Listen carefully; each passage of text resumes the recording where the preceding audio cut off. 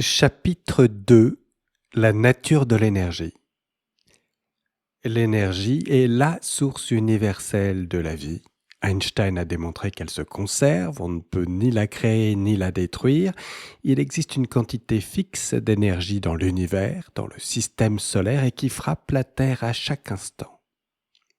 Canaliser l'énergie. Quand vous regardez un feu de camp, vous observez de la matière, du bois, entrer en réaction. Le bois brûle, la lumière jaillit et la chaleur rayonne. L'énergie se transforme sous vos yeux, passant du bois au charbon de bois. Tout a commencé avec le feu. L'idée fondamentale était qu'il y avait de l'énergie dans la matière et qu'on pouvait l'extraire par combustion.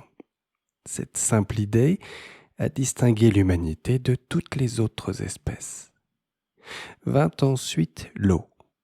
La gravité est partout autour de nous et nous avons appris à l'exploiter. Nous avons découvert qu'il était possible d'extraire de l'énergie d'un champ gravitationnel. Un aqueduc utilise ainsi la gravité pour transporter l'eau sur de grandes distances. Et lorsque je dresse un barrage sur un cours d'eau pour faire tourner une roue à eau, l'énergie gravitationnelle se transforme en énergie mécanique. Un progrès considérable lorsqu'on dépend de la force animale pour moudre le grain.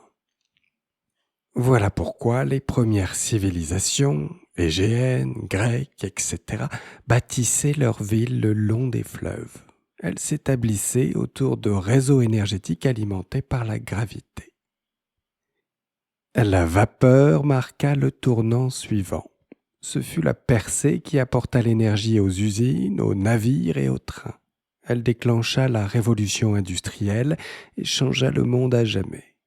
Puis vint le pétrole, une énergie sous forme liquide, stable à température ambiante, que je peux stocker dans un baril et brûler dans un moteur, où l'énergie thermique est convertie en énergie mécanique.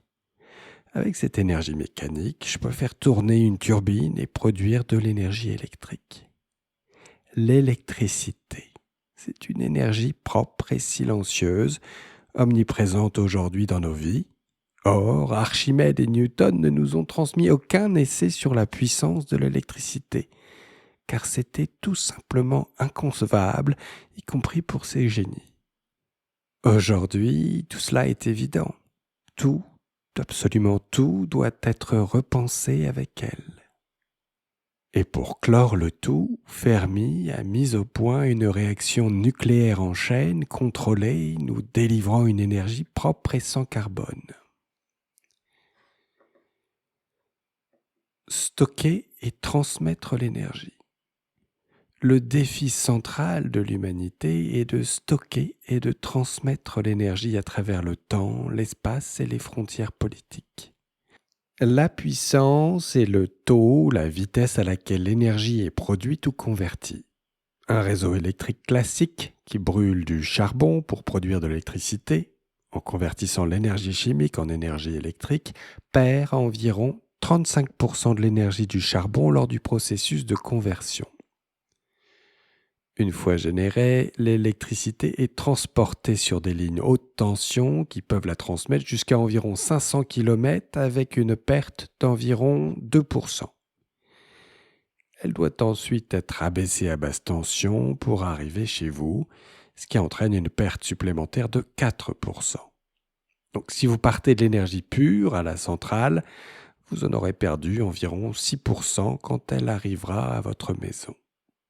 Enfin, une fois chez vous, l'électricité ne peut pas être stockée, il faut la consommer immédiatement. Mais imaginons que vous vouliez la stocker. Il vous faut une batterie. Une batterie lithium-ion moderne perd environ 2% de son énergie par mois, soit environ 20% par an. En 3 ans, vous avez perdu la moitié de la charge initiale et après 10 ans, il ne reste plus que 9%. Notre civilisation dépend de réseaux pour distribuer l'électricité, mais ils sont très peu efficaces pour la stocker. Les systèmes énergétiques. En ingénierie, quand un système énergétique est constant, aucune énergie n'y entre ni n'en sort, on parle de système adiabatique. Tous les problèmes donnés aux étudiants ingénieurs commencent par en supposant un système adiabatique, parce qu'autoriser l'énergie à entrer ou à sortir du système rend invalide toutes les solutions d'ingénierie classique. Prenons un exemple. Vous êtes à Miami Beach par une belle journée ensoleillée, 27 degrés Celsius. Tout est normal. Vous pouvez précisément prévoir le trafic piéton sur la plage, dans les restaurants et les hôtels. Mais si j'ajoute de l'énergie au système, disons une vague de 15 mètres de haut, tous vos modèles sont ruinés. Aucune de vos équations de maths, de physique ou d'histoire n'est plus pertinente parce que j'ai injecté un supplément d'énergie dans le système. Lors d'un ouragan, Miami Beach est une expérience tout à fait différente. La situation inverse consiste à retirer de l'énergie au système. Que se passe-t-il quand la température chute à moins 1 degré Celsius à Miami Beach ? Eh bien, vous ne verrez plus personne en train de jouer au volleyball en maillot de bain. Vous n'observerez plus les mêmes patterns commerciaux dans les restaurants ou les bars. Idem, la circulation ne sera plus la même. Tout ça pour dire que l'énergie, ça compte. Les ingénieurs appliquent souvent leurs outils uniquement aux machines, aux bâtiments ou aux systèmes techniques traditionnels. Ils n'appliquent pas les outils mathématiques et logiques qu'ils ont appris à des domaines comme la politique, la banque, la guerre, la création monétaire, la culture ou l'art. Ils préfèrent rester en dehors de ces domaines. Concentrer la puissance. Lors d'une séance de fitness d'1 heure, un humain moyen développe environ 1/10 de la puissance d'un cheval. Autrement dit, 10 humains égale la puissance d'un cheval. La puissance étant la quantité d'énergie transférée par unité de temps. Cela devient assez parlant si vous vous imaginez un jeu de tir à la corde entre un cheval et un groupe d'humains. Pourquoi les Européens avaient-ils l'avantage quand ils ont débarqué dans le Nouveau Monde face aux tribus amérindiennes ? Les Européens avaient domestiqué le cheval, pas les Amérindiens. Donc le soldat à cheval bat le fantassin. Ensuite, considérons l'énergie d'un coup de poing d'un boxeur semi-professionnel, environ 500 joules d'énergie. Eh bien, un pistolet génère aussi environ 500 joules, mais les 500 joules du pistolet sont concentrées derrière une balle en métal. De sorte que la même quantité d'énergie, concentrée dans 1/1000 de l'espace, vous transperce de part en part. D'autant plus que l'individu moyen peut tirer 6 balles dans l'espace de temps requis pour délivrer un seul coup de poing, même s'il ne peut pas vous puncher 6 fois plus fort comme Mohamed Ali. L'arme à feu bat le poing. Enfin, une bombe conventionnelle standard représente 1,87 gigajoules, soit 1,8 milliard de joules. La bombe atomique larguée sur Hiroshima représentait 63 terajoules, soit 63 000 milliards de joules. La bombe bat l'arme à feu. On comprend alors comment l'histoire de l'humanité et celle des complexes militaires a toujours été déterminée par celui qui parvient à canaliser le plus d'énergie. Puissance des machines. L'histoire de la civilisation humaine est marquée par cette quête incessante de nouvelles façons de collecter et de stocker plus d'énergie, suivie de la construction de machines. Les machines sont des mécanismes qui canalisent l'énergie pour convertir l'énergie potentielle en énergie cinétique ou thermique. Une petite centrale hydroélectrique produit entre 1 et 50 mégawatts. Le barrage des Trois Gorges en Chine, la plus grande centrale hydroélectrique du monde, produit 22 500 mégawatts, soit 22,5 gigawatts. Il existe aujourd'hui des moyens extraordinairement efficaces de générer de l'électricité. Le problème est qu'aucune batterie ne peut stocker la puissance produite par un barrage hydroélectrique. L'énergie nucléaire est une autre façon extraordinaire d'exploiter l'énergie et de produire de l'électricité. Le problème est que nous n'avons pas encore inventé le réacteur nucléaire de poche. On peut avoir énormément d'énergie à certains endroits, mais cela ne sert à rien si on ne peut pas la transporter là où on en a besoin. J'ai beau avoir une énergie quasi infinie à la source, Comment la mettre à 15 000 mètres d'altitude dans un avion? Les carburants fossiles comme le diesel ou le kérosène offrent cette flexibilité. Mon Global Express vole au kérosène parce que c'est ce qu'il faut pour atteindre une altitude de 15 000 mètres et transporter une telle masse dans un fuselage. C'est pas une mince affaire que de canaliser 30 mégawatts de puissance à cette altitude. Résistance au changement. Dans une armée, vous trouverez toujours des exemples de rejet de la nouveauté et d'attachement à l'ancien. Si l'armée de l'air est dirigée par des pilotes, ils freineront des 4 fers. Si une mission peut être accomplie par un drone qui tire un missile à distance, ce sont les drones qui feront les 100 missions suivantes. Exactement comme dans le film Top Gun 2. Le film entier repose sur une mission pilotée, mais dès les 30 premières secondes, on se dit d'un point de vue purement technologique, ils n'ont qu'à envoyer un drone.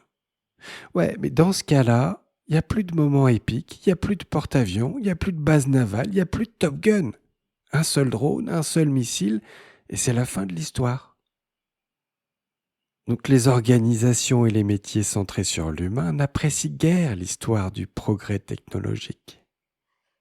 Chapitre 3. Leçon de Santorin. L'urbanisme comme assainissement. Santorin est une magnifique cité bâtie sur une caldeira à 150 mètres au-dessus du port. On peut y monter en prenant l'ascenseur ou à dos d'âne. Quand j'y suis allé, j'étais à fond dans une période fitness et j'ai donc choisi de redescendre à pied. Savez-vous ce que j'ai vu dès les premières marches? Un torrent d'excréments d'âne. Quasi impossible à éviter, me voilà obligé de sautiller à gauche, à droite. Et on est en Grèce au XXIe siècle. N'ont-ils pas encore trouvé la solution depuis tous ces millénaires? Remontons donc 3000 ans en arrière et faisons cette expérience de pensée. À quoi donc ressemblait la vie dans une ville qui dépendait de la force animale pour déplacer les marchandises? Effroyable, infestée de mouches, de typhoïdes, de germes. Il n'y avait pas de flexible hydraulique. Quand ça sèche, le crottin, ça se désagrège et ça se retrouve en suspension dans l'air. On en respire, on le sent. Et c'est pas juste une question de confort. On peut en mourir. Et donc, pas moyen de regrouper des milliers d'êtres humains sans avoir résolu le problème de l'assainissement. Et c'est là que j'ai compris pourquoi les rues de Mykonos sont toutes si étroites. Pour empêcher un cheval d'y passer. Ce sont des villes conçues pour la marche. Voilà pourquoi, dans la Rome antique, la classe équestre, les 0,1% les plus riches de la population, étaient composés de nobles. Être riche et puissant, c'était avoir le droit d'amener un cheval dans la ville. C'est pas tant que le reste de la société n'avait pas les moyens d'acheter des chevaux, le problème c'est que donner ce droit à tout le monde vous garantissait de rendre la vie insalubre au point d'en devenir invivable. Par conséquent, la plupart des villes antiques devaient être à propulsion humaine. Cela créait le dilemme du transport de marchandises. Il faut une source d'énergie propre qui ne contamine pas l'eau et ne tue pas tout le monde.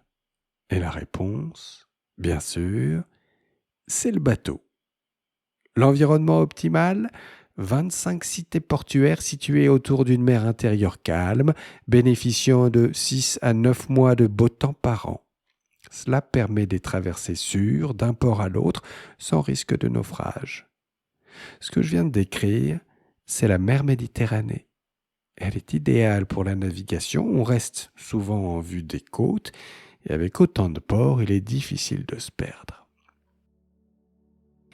Voilà, fin du chapitre 3.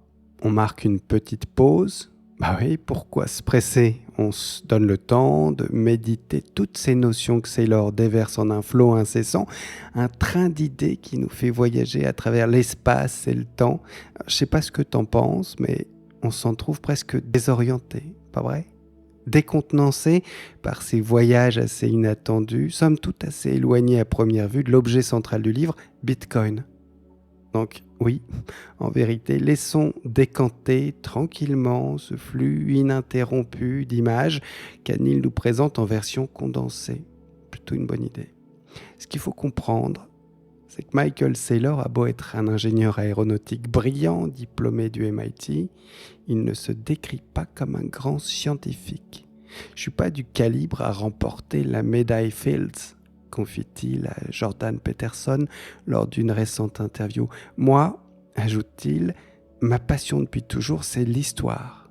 L'histoire et la science-fiction.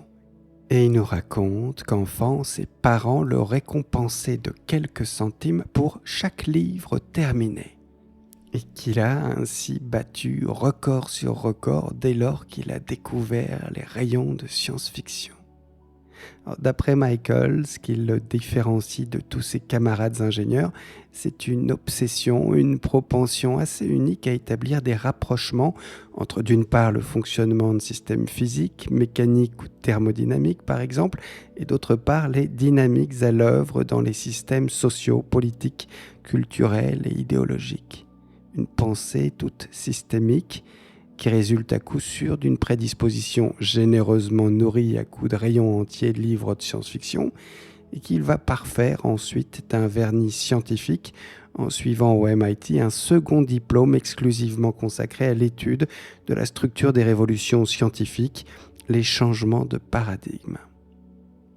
Donc, dans ces premiers chapitres, Saylor donne le ton. Il ne va pas nous décrire Bitcoin de façon linéaire, logique, séquentielle, irréprochablement et scientifiquement exacte. Non, il a déjà écrit un bouquin comme ça, The Mobile Wave, sur le train de la téléphonie mobile et de la révolution Apple, qu'il fallait absolument pas manquer.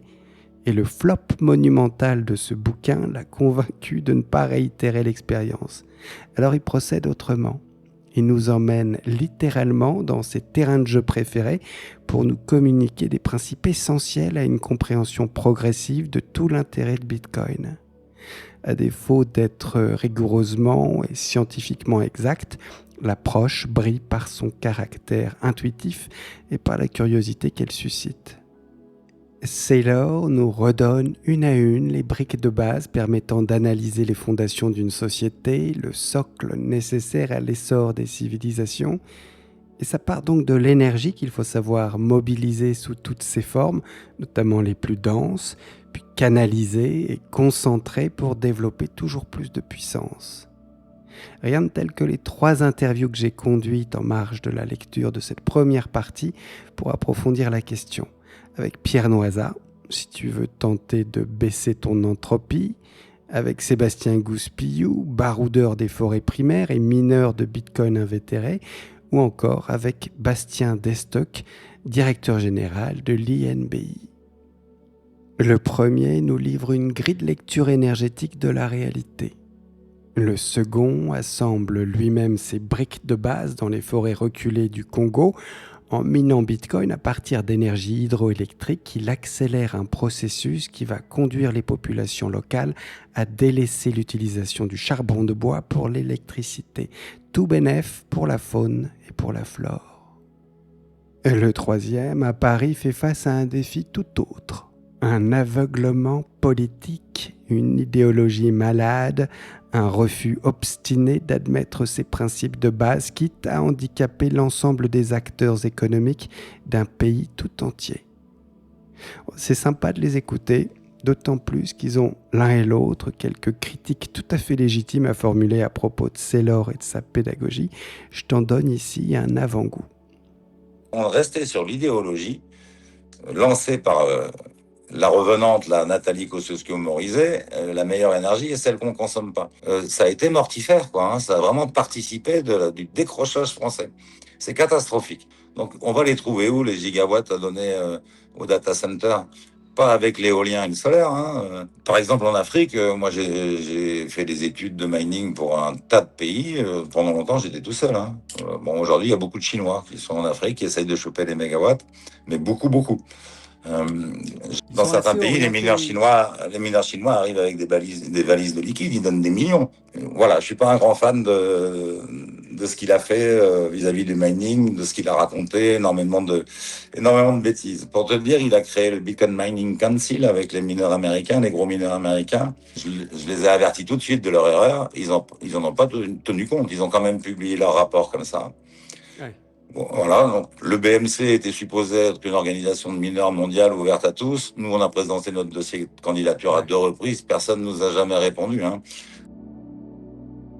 Tu vois, il y a Van der Leyen, là, il y a 3 semaines de ça, 1 mois de ça, qui déclarait, je pense qu'on a fait une erreur phénoménale. Ouais, c'est ça, c'était ouf. C'est pas le mot qu'elle a employé, mais c'était c'était un mea culpa, mais normalement, un mea culpa de cet ordre, tu dis, bon, bah, je me barre, j'ai déconné, ciao, voilà, tu sors du game.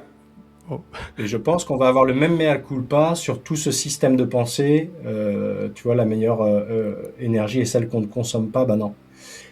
Alors, c'est vrai que Saylor, voilà, il est fort parce qu'il amène des images qui sont immédiatement compréhensibles. Après, une petite remarque sur Saylor, ce que je dirais, c'est que c'est très bien, si tu veux, pour parler au plus de monde, plus de gens possible. Après, je pense qu'une bonne chose, c'est d'aller creuser après soi-même, quoi. Don't trust Saylor, verify, en fait. Parce que des fois, il peut y avoir... en fait, il y a des trucs qui pourraient être un petit peu raccourcis. Et donc, c'est vrai que, oui, la monnaie et l'énergie, c'est une formule, tu vois, assez impactante. Mais après, moi, je trouve que c'est un petit peu plus subtil que ça, quoi. Vraiment très sympa ces échanges avec ces 2 Bastiens. Je te les conseille vivement. Quelques mots encore sur notre lecture d'aujourd'hui. Je voulais juste ajouter qu'à titre personnel, ces notions que l'on vient de découvrir, elles m'ont permis de faire revivre, tu vois, de mettre en mouvement des savoirs et toute une expérience que j'avais accumulée en tant qu'ingénieur agronome, puis expert en gestion de l'eau et assainissement. J'avais pas pigé à quel point l'agriculture avait été centrale à la concentration du pouvoir. C'est vrai que c'est la clé de la croissance démographique, condition pour le développement d'une armée puissante, une dynamique indissociable d'un phénomène d'urbanisation et de la mise en place de réseaux. Un réseau d'adduction d'eau potable, réseau d'assainissement, en l'absence duquel il faudra privilégier les échanges par voie maritime pour éviter de sombrer sous les excréments. Il y a cette notion de réseau et de concurrence entre réseaux qui, la technologie aidant, va profiter à certaines géographies. Comme dans le jeu Civilisation, si tu veux gagner, c'est pas sorcier, étends tes cultures de céréales, bâtis des greniers, trace tes réseaux d'irrigation, élève des aqueducs, etc. Ou alors, fonde des villes portuaires, prends le contrôle des mers. Et il va de soi qu'avec Bitcoin, on arrive au summum de ce que l'on peut envisager en matière de réseau monétaire. On en reparlera, ça fait l'objet d'un chapitre entier. Enfin, il y a cette notion clé d'énergie économique. De quoi s'agit-il ? Jamais entendu parler. Non. Et la conservation de cette énergie économique. Alors là, à nouveau, Saylor prend de la liberté. Ouais. Il fait fi de toute convention scientifique et il emploie cette expression imagée parce que ça se mesure en quoi, au fait, l'énergie économique ? En joule, en PIB par habitant, en kilowattheure ? C'est pas clair. C'est pas clair du tout. Et c'est bien normal parce que cela n'existe pas. C'est une forme d'hérésie scientifique dont Saylor se contrefout parce qu'il sait qu'intuitivement, les gens vont piger le concept et que l'idée tient en 2 mots. Pas un paragraphe où tu vas te perdre, non. 2 mots pour communiquer l'idée que la monnaie, cette énergie économique, est la plus convertible qui soit, car elle te donne un droit sur des ressources, du travail ou de l'énergie réelle, au choix. Et c'est vrai que dans un registre d'ingénieurs ou d'économistes, la monnaie doit pouvoir se concevoir comme le moyen ultime de coordonner l'énergie humaine et physique à grande échelle. Puis, Saylor introduit l'idée fondamentale de la conservation de l'énergie. Un impératif difficile à atteindre, tant pour le fermier dont le stock de céréales, des calories, finit par se dégrader, que pour l'opérateur de réseau électrique qui subit des pertes en ligne conséquentes, ou l'agent économique que nous sommes dont l'énergie monétaire fond se déprécie à mesure que la masse monétaire augmente. Concentrer l'énergie sous une forme monétaire, où sa conservation, comme son utilisation d'ailleurs, n'occasionne quasiment aucune perte. Voilà l'objectif. Voilà, je m'arrête ici pour aujourd'hui et je te laisse approfondir la question avec des gars autrement plus experts que moi sur le sujet, Pierre Noisat, Sébastien Gouspillou et Bastien Destock. Ciao!